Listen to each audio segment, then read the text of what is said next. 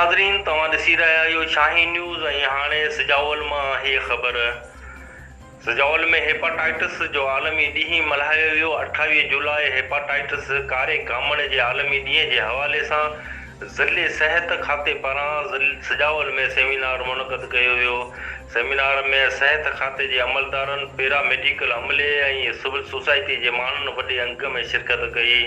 Seminar में media projector वसीले hepatitis बीमारी जे फैलजण ऐं उन जी रोकथाम लाइ तफ़सीली मालूमात फराहम कई वई। हिन मौक़े ते DHO Sujawal doctor Shahnaz Khawaja, hepatitis शोबे जी in charge doctor Maryam Khawaja, doctor Inayatullah Bhutto, doctor Anwar Memon ऐं ॿियनि चयो त हेपाटाइटिस ऐं ॿियनि बीमारियुनि बाबति अवाम खे सही ऐं बहितर मालूमात फराहम करण लाइ हिन क़िस्म जा सेमिनार ऐं ॿियूं जागरूकता तक़रीबूं फ़ाइदेमंद हूंदियूं आहिनि। हिननि चयो त अवाम खे पंहिंजे सिहत जो ख़ासि ख़्यालु रखणु घुरिजे, जीअं हेपाटाइटिस समेत ॿियनि मुज़ी मर्ज़नि खां बचाव थी सघे।